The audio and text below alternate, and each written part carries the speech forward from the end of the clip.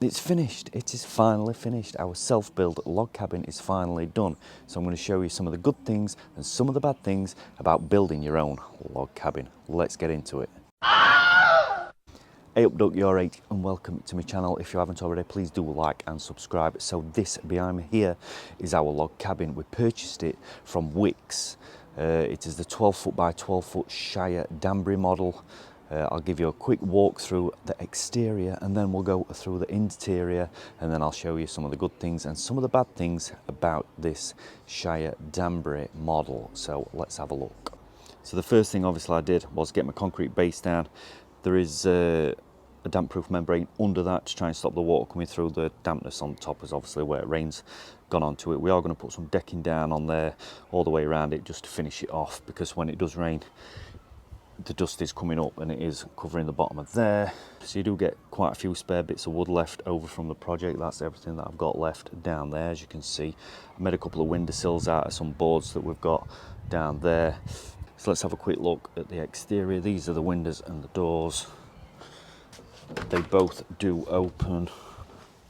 So there's a lock up there. Let's just undo that. There you go. I'll show you.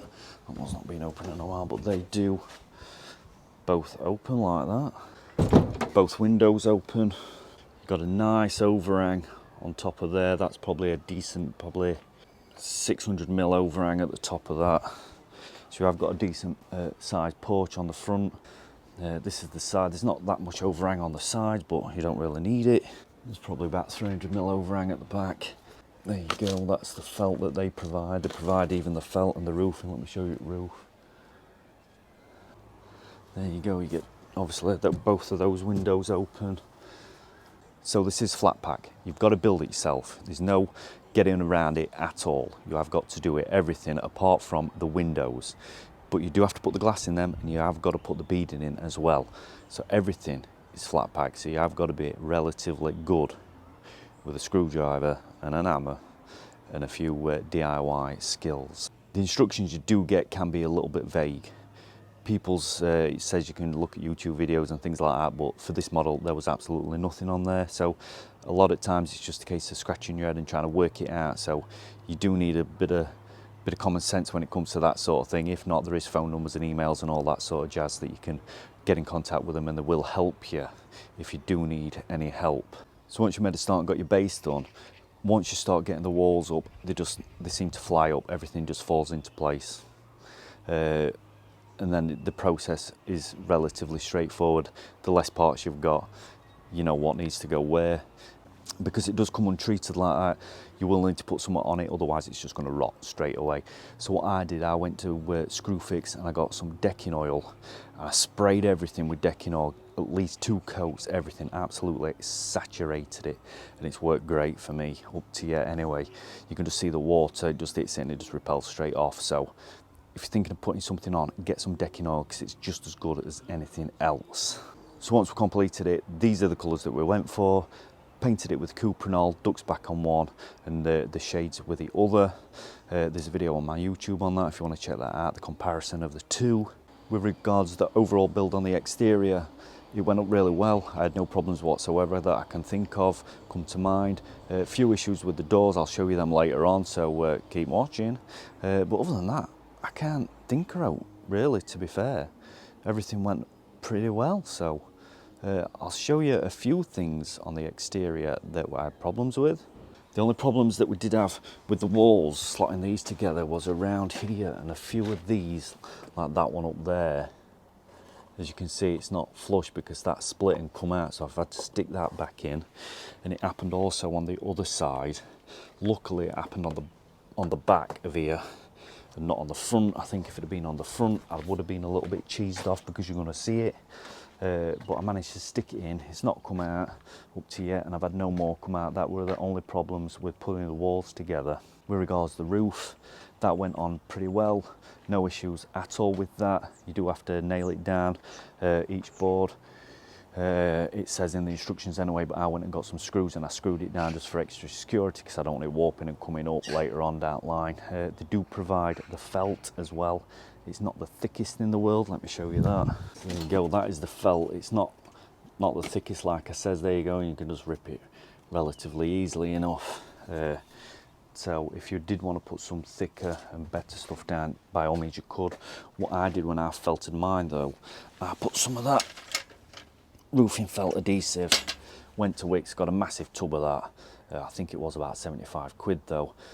And I got the roofing felt on and I stuck it down with that. I absolutely covered it, snided it in it. So just be prepared if you want a bit of extra security on your roof. You could get some more felt or you could get a rubber roof if you wanted to. So your rafters are only 3x2s. To be fair, they could have done with being a whole lot thicker. Personally, I would have gone for thicker ones because you've got that bounce in the middle. If you're putting something on your roof like I have on the inside, you have to be very careful not to add too much weight because you're just going to make it sag.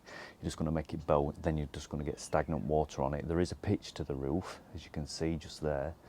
But with that bow in the middle, if you're putting too much weight on it, if you do decide to plasterboard it and insulate it and all that sort of jazz, you're just going to add extra weight to it and you may cause it to bow in the middle. So they could have done with being a little bit thicker. So just a little bit disappointed on the thickness of them. There you go, you can just see them peeking out just there. So what you don't get is storm bracers. So I made my own. All it is just a piece of wood with a bolt up top, then a bolt at bottom with in a slot. So if it wants to expand and contract, it can. Plus also, if it's heavy wind, your roof's just not going to go, because it's all linked up together then. Right, so let's open it up and I will show you the inside. Let me take my shoes off, otherwise I'll begin shouting at with the wife. Right, so here it is, the inside of our log cabin. It's finished, done. Looks brilliant, may I say so myself.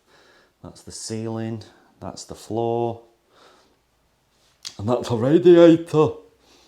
Got the TV bracket on, ready to go. There is electrics, got a plug socket down there, one there, there and there. Got a light switch, obviously, there for the interior lights, and we've also got some exterior lights, as you can see. So it's wired for sound, ready to go. There is no heating in, so we've just bought a little oil heater to go in the corner over there, which heats it up relatively fast. I couldn't believe it, to be fair. I know oil heaters in the past used to not be very good and they'd take a while to get going, but that one, I mean, about 20 minutes this room was baking, I'm telling you, man. Great little purchase that from Wickes.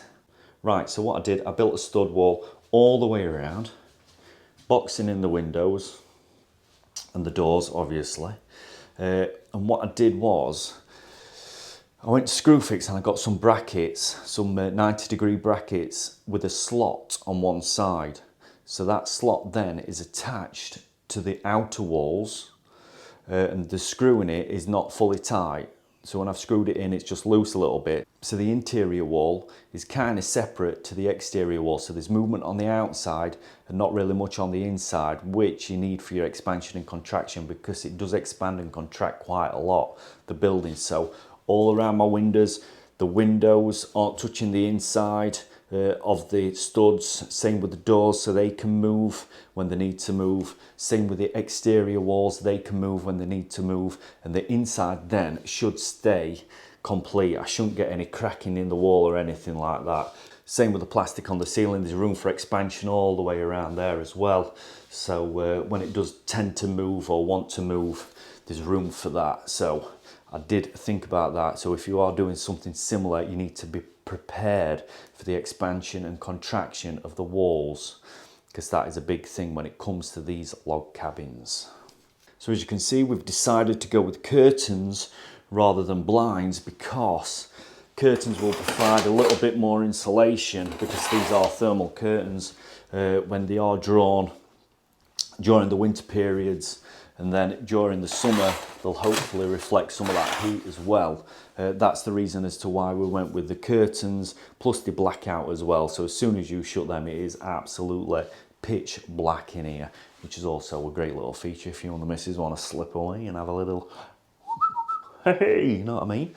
So yeah, that's the reason as to why we went with the curtains. They're the windowsills that are made out of the tongue and groove boards that we have left. So we're going to leave the windows bare as they are. They have been treated with a decking oil, like everything has. But we're just going to leave them as they are, just to give it a throwback to the inside, to the log cabin feel. Otherwise it'd just feel like a room, wouldn't it? You know what I mean? So yeah, so the inside, really happy with it. No issues whatsoever. Let me just show you the ceiling. So all we've used for the ceiling, as you can see, it's extremely light. And all of these 11 panels weighed less than one plasterboard. So that's the reason as to why I used these. And all it is when you do your fascias and your soffits, that's what that is. I just went to my local supplier for your fascias. There you go. And that's all it is. Just tongue and groove slots in there and there. They're 300mm wide. They come in 5 metre length, so I had lots of offcut. I've just converted my shed into a workspace for the wife, and I've used the rest of them on the inside of my shed roof as well. Like I said, they're super light. I did have to buy the edging trimmings separate, so all the trims, the supplier had all them, so he supplied everything, and I think the whole ceiling come in at 140 quid, which the amount of offcuts I had left as well, I've used on a different project, so £140 is relatively cheap for a full ceiling, and it is super light, so I know I'm not going to get any sagging or any water stagnant on top or here, so that is a proper bonus. I'll just show you a couple of things that I had problems with or issues with, or that I thought wasn't the best when I was making it, and it is only a couple of things. The first thing is the furniture on these windows and doors. They are super cheap. They could have done with being a little bit more expensive. If I'd have known at the time that there was as poor quality as that or as cheap as that, I would have just gone and got some more from Screwfix. But we kind of was trying to do it on a budget as well. Plus they've also supplied it, so while ever they're working, I'm going to use them, but it is something I'm thinking about in the future, to go out and get some more furniture, because they're not the best. Like I said, they are loose. Look at that, they're not providing too much of a quality. I did have to drill through them holes all there to get them on, because there were no way on planet Earth that they were going to go through there. So the only issue I really had was trying to get the door frame and the doors square. Once I got them square, I thought happy days, we're in. We're going to get them smashed in, screw them in, and away we go. Unfortunately, that wasn't the case, so I had to mess about a little bit with some packers. You can just see them in there. Pack the bottom one out, a smaller one in the middle. There isn't one at the top. It was because obviously they weren't shutting right. Once I've got them packers in, they're working great. Even with the temperatures that we've had recent, where it's been really warm and then cold, so everything's going to be expanding and contracting, I've had no issues whatsoever with the doors up to yet. They open and close fine, they lock fine, I've had no problems. So other than that initial getting them right and square and messing about, which probably taken about an hour, they've been great. So other than that, that's the only problem I've had. I've just thought of something that you don't get with it, which I would have thought they would have supplied, and let me show you. There you go. What's missing? Guttering. You don't get no guttering for it, which is a bit of a shame, because that's just running straight off of there. It's hitting the floor at the back of here, and it's splashing all along the back of my log cabin. So I'm going to have to go and get some guttering for it. Don't get me wrong, it's not expensive, so if it's not expensive, then they should provide it. So yeah, I'm going to have to go and get some guttering pretty quick, otherwise rain and everything's just going to be landing on that and ruining that wood. So that is another downer. So there you go, our log cabin is finally finished. It is the Shire Danbury model.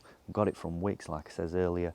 I will be doing a full video on pricing and cost and all that sort of jazz, and all the hidden extras that we've had to pay for. So all we've got to do now, get some asylum seekers, chuck them in, and they'll be happily housed at the bottom of our garden, won't they? We'll just have to provide them for a bucket for the poo and the wee. So yeah, happy days. Would I advise you to buy one and do one as a home project, something you want to do yourself? 100%. I've really enjoyed doing it from start to finish, from the base to the roof, to the interior, to everything else along the way. So if you're thinking about getting one, get one and do it. So yeah, so that's it from me. I'll see you later. Ta-da, bye-bye.